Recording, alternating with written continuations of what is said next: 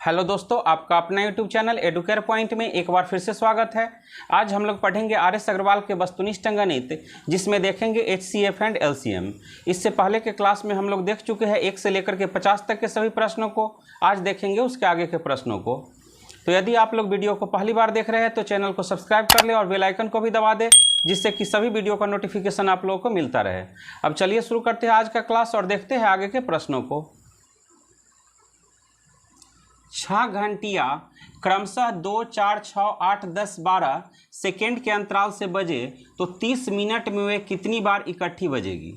तो यहाँ पर सबसे पहले हम लोग देखेंगे कि सभी घंटियों को एक साथ बजने में कितना समय लगता है। तो इसके लिए क्या करेंगे, 2, 4, 6, 8, 10 और 12 का एलसीएम निकाल लेंगे। तो 2, 4, 6, 8, 10, 12 का एलसीएम हो जाएगा 120। इसका मतलब हुआ कि सभी घंटियां 120 सेकेंड के अंतराल पर एक साथ बजेगी।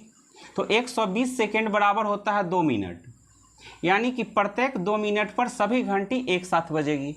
अब यहाँ पर देखना है कि 30 मिनट में वे कितनी बार एक साथ बजेगी। तो प्रत्येक 2 मिनट पर सभी घंटियाँ एक साथ बजती है। पूछा जा रहा है कि 30 मिनट में वे कितनी बार एक साथ बजेगी। तो इसके लिए हम लोग क्या करेंगे, 30 में 2 से भाग दे देंगे तो कितना आ जाएगा, 15। अब यहाँ पर क्या करना है, एक जोड़ देना है तो कितना आ जाएगा, 16। यानी कि 30 मिनट में सभी घंटियाँ एक साथ कितनी बार बजेगी, 16 बार। तो इस प्रश्न का सही आंसर हो जाएगा ऑप्शन डी। अब यहाँ पर ध्यान देना है कि हम लोग एक क्यों जोड़ते हैं। तो पहली बार जब घंटी बजती है उसके बाद समय शुरू होता है, और समय शुरू होने के बाद 30 मिनट में कितनी बार बजती है, 15 बार। 30 मिनट में कितनी बार बज रही है, 15 बार। और पहली बार जब घंटी बजी थी वो इसमें जोड़ा नहीं गया है, इसीलिए इस तरह के प्रश्न में हमेशा क्या किया जाता है, एक जोड़ दिया जाता है। तो इस प्रश्न का सही आंसर होगा 16, यानी कि ऑप्शन डी। अब चलिए देखते हैं अगला प्रश्न। 3 विभिन्न चौराहों पर यातायात की बत्तियां क्रमशः 48 सेकेंड, 72 सेकेंड तथा 108 सेकेंड के बाद बदलती रहती है। यदि वे प्रातः 8:20 और 0 सेकेंड पर एक साथ बदले तो पुनः वे एक साथ कितने बजे बदलेगी। तो सबसे पहले हम लोग देखेंगे कि तीनों बत्तियां को एक साथ बदलने में कितना समय लगता है। तो इसके लिए क्या करेंगे, 48, 72 और 108 का एलसीएम निकाल लेंगे। तो चलिए सबसे पहले हम लोग एलसीएम निकाल लेते हैं, 48, 72 और 108। तो यहाँ पर लगाते हैं 2 से 24, 36 और कितना हो जाएगा, 54। फिर 2 से लगाते हैं 12, 18, 27। फिर 2 से लगाते हैं तो 6, 9 और 27। अब लगा देते हैं 3 से, 2 तिये 6, 3 तिये 9, 9 तिये 27। अब लगाते हैं 3 से तो 2, 1 तिये 3 और 3 तिये 9। अब सबको गुना कर लेते हैं, 2 दूनी 4, 4 दूनी 8, 8 तिये 24, 24 में 3 से गुना करेंगे 72, 72 में 2 से 144 और 144 में 3 से गुना करेंगे तो कितना आ जाएगा, 432। 432। इसका मतलब हुआ कि 432 सेकेंड के बाद सभी बत्तियां एक साथ बदलेगी। तो अब हम लोग क्या करते हैं, 432 सेकेंड को बदल लेते हैं मिनट में। तो इसके लिए क्या करेंगे, 432 में भाग दे देंगे 60 से। तो 7 से लगेगा 6 7 42, 420। तो यहाँ पर भागफल कितना आ रहा है, 7 और शेष बच रहा है 12, यानी कि 432 सेकेंड बराबर हुआ 7 मिनट और 12 सेकेंड। मतलब 7 मिनट और 12 सेकेंड के बाद सभी बत्तियां एक साथ बदलेगी। अब देखना है प्रश्न में कि सभी, यहाँ पर कहा गया है कि यदि वे प्रातः 8:20 0 सेकेंड पर एक साथ बदलती है तो पुनः एक साथ कितने बजे बदलेगी। तो एक साथ अब कब बदलेगी, 7 मिनट 12 सेकेंड बाद। तो 8:20 0 सेकेंड में हम लोग क्या करेंगे, 7 मिनट और 12 सेकेंड जोड़ देंगे तो कितना हो जाएगा, 8:27 और 12 सेकेंड। तो इस प्रश्न का सही आंसर हो जाएगा ऑप्शन ए। अब चलिए देखते हैं अगला प्रश्न। 12 किलोमीटर लंबे वृत्ताकार मार्ग पर 3 धावक ए, बी तथा सी एक ही समय पर एक ही बिंदु से तथा एक ही दिशा में क्रमशः 3 किलोमीटर प्रति घंटा, 7 किलोमीटर प्रति घंटा तथा 13 किलोमीटर प्रति घंटा की चाल से दौड़ते हैं। कितने समय बाद वे पुनः मिलेंगे। तो यहाँ पर वृत्ताकार मार्ग की लंबाई कितना है, 12 किलोमीटर, यानी कि दूरी कितना है, 12 किलोमीटर। पहला धावक का चाल कितना है 3 किलोमीटर प्रति घंटा, दूसरा का चाल है 7 किलोमीटर प्रति घंटा और तीसरा का है 13 किलोमीटर प्रति घंटा। तो सबसे पहले हम लोग पता करेंगे कि प्रत्येक धावक को एक चक्कर पूरा करने में कितना समय लगता है। तो समय बराबर होता है दूरी बटे चाल, समय बराबर दूरी बटे चाल। तो यहाँ पर दूरी कितना है 12 किलोमीटर और पहला धावक का चाल कितना है 3 किलोमीटर प्रति घंटा। तो पहला धावक को एक चक्कर पूरा करने में कितना समय लग जाएगा 12/3, 12 में 3 से भाग देंगे कितना आ जाएगा 4 घंटा। अब देखते हैं कि दूसरा धावक को कितना समय लग रहा है। तो दूरी है 12 किलोमीटर और दूसरा धावक का चाल कितना है 7 किलोमीटर प्रति घंटा। तो इसे कितना समय लग जाएगा 12/7 घंटा। अब तीसरा धावक का चाल कितना है 13 किलोमीटर प्रति घंटा। तो इसे कितना समय लग जाएगा 12/13 घंटा। तो एक चक्कर पूरा करने में पहला धावक को लगा समय कितना है 4 घंटा, दूसरा का 12/7 घंटा और तीसरा को 12/13 घंटा। अब प्रश्न में पूछा गया है कि कितने समय बाद वे पुनः मिलेंगे। तो जितना तीनों समय का एलसीएम होगा उतने समय के बाद तीनों धावक जो है एक साथ मिलेंगे। तो इसके लिए क्या करेंगे 4 घंटे 4 12/7 और 12/13 का एलसीएम निकाल लेंगे। तो भिन्नों का एलसीएम बराबर होता है अंशों का एलसीएम बटे हरों का एचसीएफ। तो यहाँ पर हम क्या करेंगे 4 12 12 का एलसीएम निकाल लेंगे। 4 12 12 का एलसीएम अब बटे 7 और 13 का एचसीएफ। तो 4 12 12 का एलसीएम कितना हो जाएगा 12 और 7 और 13 का एचसीएफ यानी कि मौसा कितना होगा 1। तो 12/1 यानी कि 12। तो 12 घंटा के बाद सभी धावक जो है एक साथ एक स्थान पर मिलेंगे।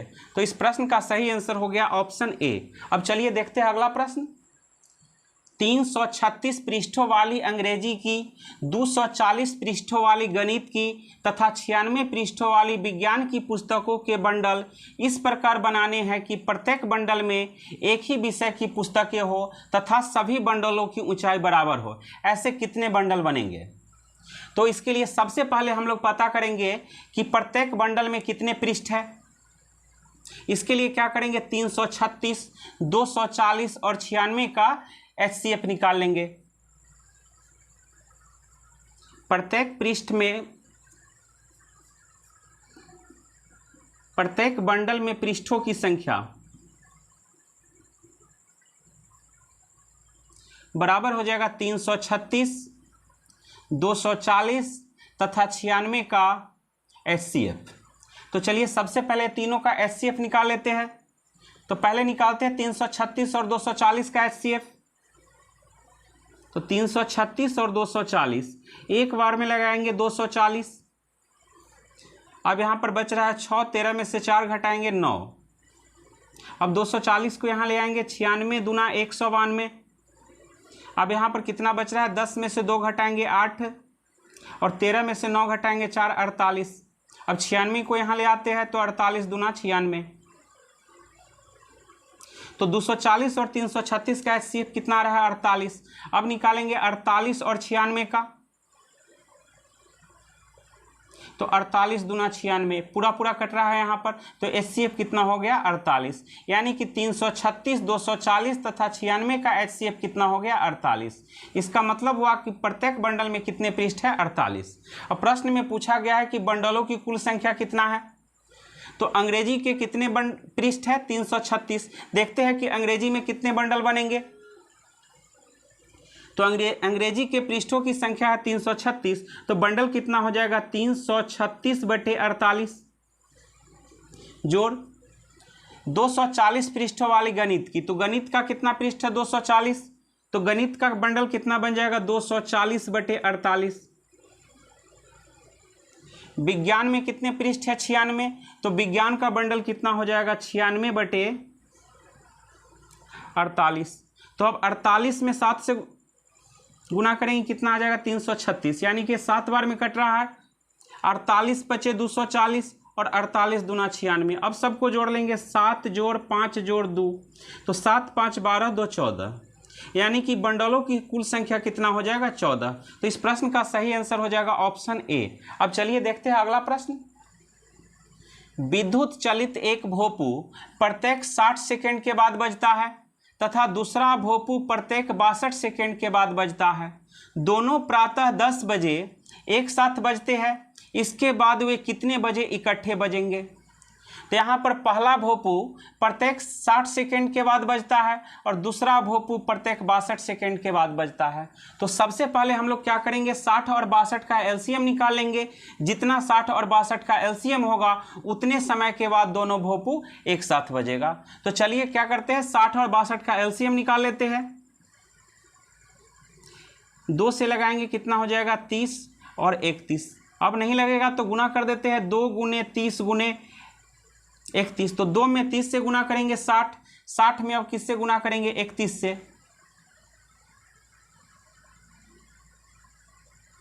तो 0 6 इकाई 6, 6 तेरी 18। तो 60 और 62 का एलसीएम कितना रहा है, 1860। इसका मतलब हुआ कि 1860 सेकेंड के बाद दोनों भोंपू एक साथ बजेगी। अब 1860 सेकेंड को क्या करते हैं, मिनट में बदल देते हैं। तो 60 सेकेंड बराबर 1 मिनट होता है। तो 1860 में 60 से भाग दे देंगे तो मिनट में बदल जाएगा। अब 0 से 0 को कैंसिल कर देते हैं, 6 तेरी 18, 6 इकाई 6, 31 मिनट। यानी कि 31 मिनट के बाद दोनों भोंपू एक साथ बजेगी। तो दोनों भोंपू प्रातः 10 बजे एक साथ बजते हैं। अब 31 मिनट बाद यानी कि 10:31 पर दोनों भोंपू एक साथ बजेगी। तो इस प्रश्न का सही आंसर हो जाएगा ऑप्शन बी। अब चलिए देखते हैं अगला प्रश्न।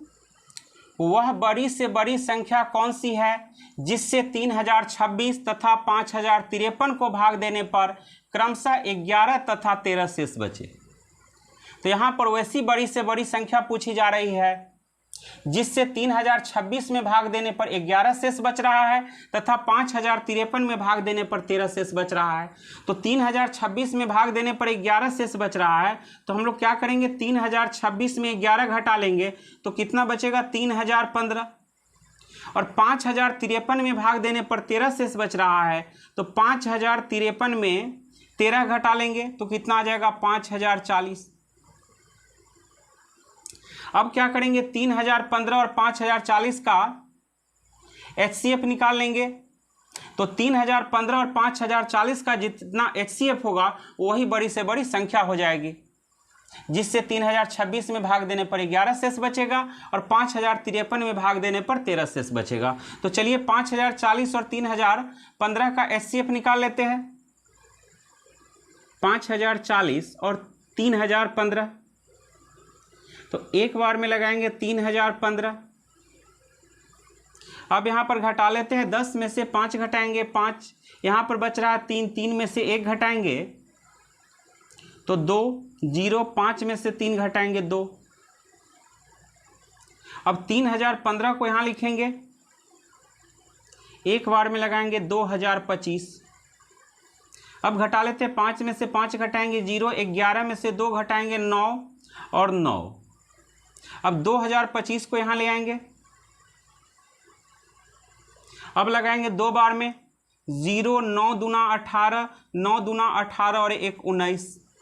अब घटा लेते हैं 5, 12 में से 8 घटाएंगे तो 4, यानी कि 45 बच रहा है यहाँ पर। अब यहाँ ले आएंगे 990 को, तो 45 दूना 90, 9 0, 45 दूना 90। तो यहाँ पर पूरा पूरा कट रहा है। तो 3015 और 5040 का HCF कितना हो गया, 45। तो 45 वह बड़ी से बड़ी संख्या है जिससे 3026 में भाग देने पर 11 शेष बचेगा और 5053 में भाग देने पर 13 शेष बचेगा। तो इस प्रश्न का सही आंसर हो जाएगा ऑप्शन सी, यानी कि 45। अब चलिए देखते हैं अगला प्रश्न। वह बड़ी से बड़ी संख्या कौन सी है जिससे 1354, 1866, 2762 को भाग देने पर प्रत्येक दशा में 10 शेष बचे? यानी कि यहाँ पर हमें वैसी बड़ी से बड़ी संख्या निकालना है जिससे 1354 में भाग देने पर 10 शेष बचे, 1866 में भी भाग देने पर 10 शेष बचे और 2762 में भी भाग देने पर 10 शेष बचे। तो सबसे पहले हम लोग क्या करेंगे, इन तीनों संख्याओं में से 10 घटा लेंगे। तो पहला संख्या है 1354। अब इसमें से 10 घटा लेंगे तो कितना आ जाएगा, 1344। दूसरा संख्या कितना है, 1866। अब इसमें से 10 घटा लेंगे तो कितना बचेगा, 1856।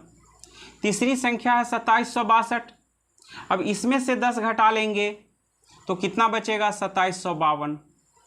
अब हम लोग क्या करेंगे 1344, 1856 और 2752 का HCF निकालेंगे और जितना इन तीनों संख्याओं का HCF होगा उस संख्या से 1354, 1866 और 2762 में भाग देने पर प्रत्येक दशा में शेष कितना बचेगा 10। तो चलिए सबसे पहले HCF निकालते हैं 1344 और 1856 का।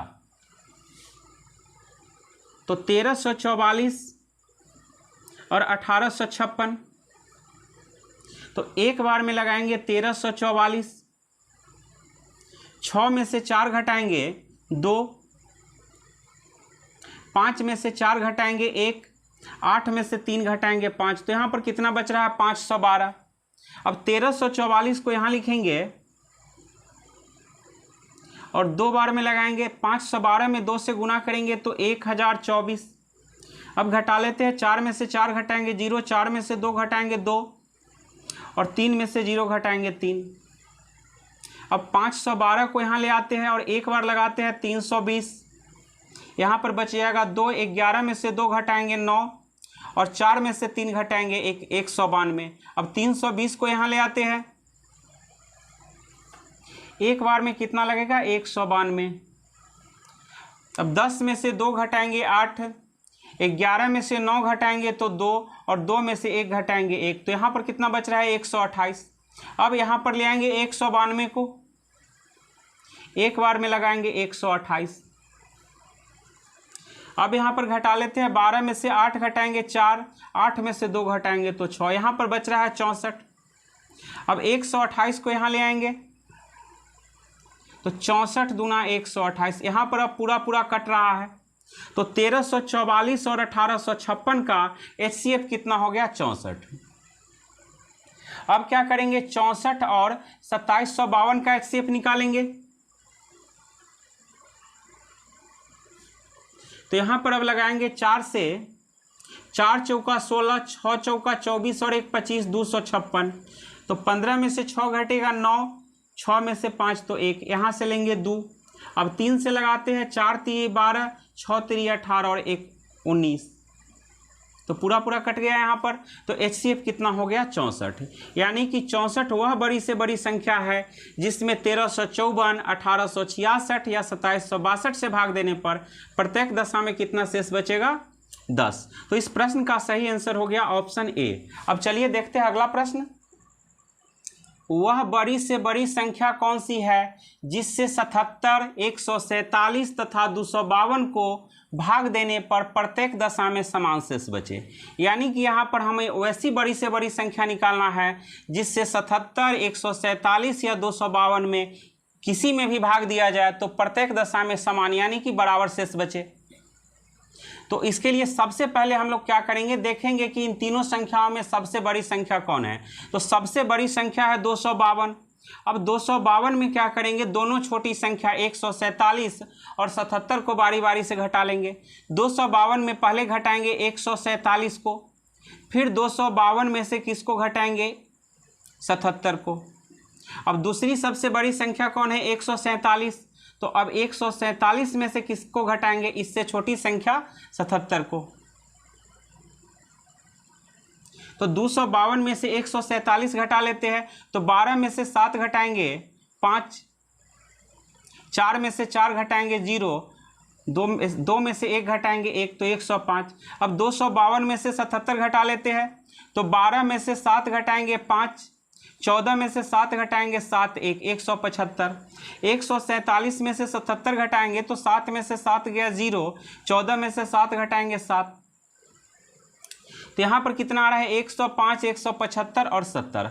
अब हम क्या करेंगे, इन तीनों संख्याओं का HCF निकाल लेंगे और जितना HCF होगा उससे इन तीनों संख्याओं में से किसी में भी यदि भाग दिया जाए तो प्रत्येक स्थिति में समान शेष बचेगा। तो चलिए सबसे पहले HCF निकालते हैं 105 और 175 का। तो 105 और 175, तो एक बार में कितना लगेगा 105। तो 5 में से 5 घटाते हैं 0, 7। अब 105 को यहाँ ले आते हैं तो एक बार में कितना लगेगा 70। 5 10 में से 7 घटाएंगे 3, तो 35 दूना 70, यानी कि 105 और 175 का एचसीएफ कितना आ गया 35। अब निकालेंगे 35 और 70 का एचसीएफ, तो 35 दूना 70।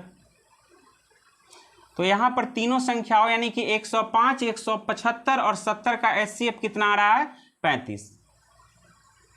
तो 35 से यदि हम 77, 147 या 252 में किसी में भी भाग दे तो हमेशा क्या होगा, समान शेष बचेगा। तो इस प्रश्न का सही आंसर हो जाएगा ऑप्शन डी। अब चलिए देखते हैं अगला प्रश्न। 5 अंकों की बड़ी से बड़ी कौन सी संख्या है जो 15, 36 और 21 में से प्रत्येक से पूर्णतः विभक्त हो।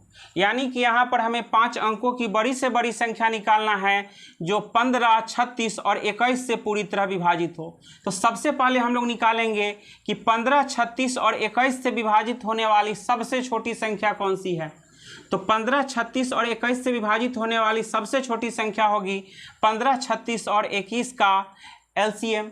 तो चलिए सबसे पहले हम लोग निकाल लेते हैं 15, 36 और 21 का एलसीएम।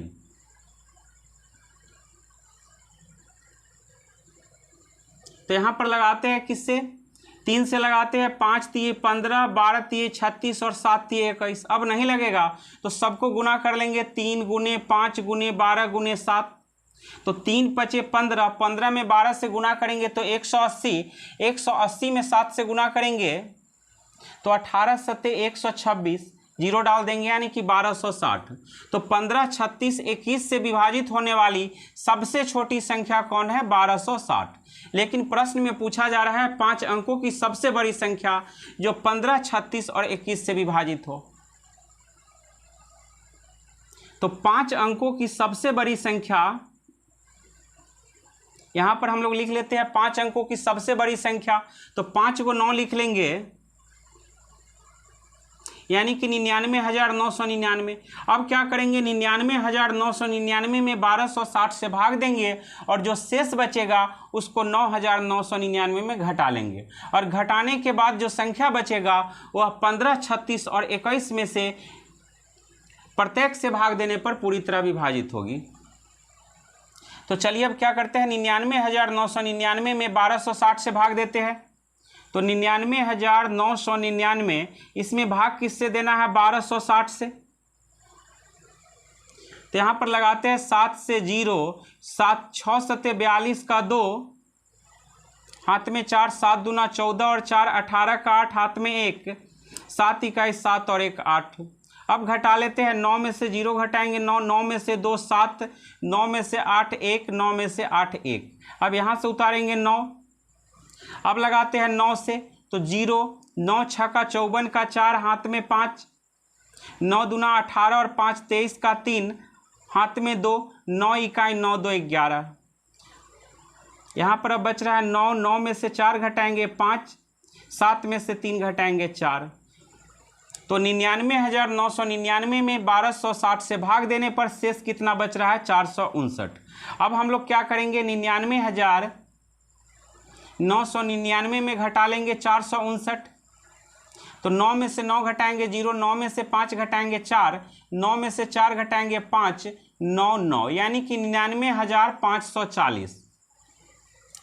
तो यदि 99,540 में 15 से 36 से या 21 से किसी से भी भाग दिया जाए तो पूरा पूरा भाग लग जाएगा। तो इस प्रश्न का सही आंसर हो जाएगा ऑप्शन बी। अब चलिए देखते हैं अगला प्रश्न। 4 अंकों की बड़ी से बड़ी संख्या कौन सी है जो 12, 18, 21 और 28 से पूर्णतः विभक्त हो। यानी कि यहाँ पर हमें 4 अंकों की सबसे बड़ी संख्या निकालना है जो 12, 18, 21 और 28 से पूरी तरह विभाजित हो। तो सबसे पहले हम लोग क्या करेंगे, 12, 18, 21 और 28 से विभाजित होने वाली सबसे छोटी संख्या निकालेंगे। तो सबसे छोटी संख्या हो जाएगी इन सभी संख्याओं का एलसीएम। तो चलिए सबसे पहले एलसीएम निकाल लेते हैं। 12, 18, 21 और 28, 2 से लगाएंगे 6 दूनी 12, 9 दूनी 18, 21 और 14 दूना 28। फिर 2 से लगाते हैं, 3 दूना 6, 9, 21 और 7 दूना 14। अब लगा देते हैं 3 से, 1 तिये 3, 3 तिये 9 और 7 तिये 21, और 7। अब लगाते हैं 7 से, तो 1 3 1 1। अब सबको गुना कर लेते हैं, 2 गुने 2 गुने 3 गुने 7 गुने 3, तो 2 दूना 4, 4 तिये 12, 12 सत्ते 84, 84 में 3 से गुना करेंगे तो 4 तिये 12, 8 तिरी 24 और 1 25, कितना आ रहा है 252। तो 12 18 21 और 28 का एलसीएम आ रहा है 252। इसका मतलब हुआ कि 12 18 21 और 28 से विभाजित होने वाली सबसे छोटी संख्या 252 है। लेकिन प्रश्न में पूछा जा रहा है 4 अंकों की सबसे बड़ी संख्या जो 12 18 21 28 से विभाजित हो। तो सबसे पहले हम लोग क्या करते हैं, 4 अंकों की सबसे बड़ी संख्या को लिखते हैं। 4 अंकों की सबसे बड़ी संख्या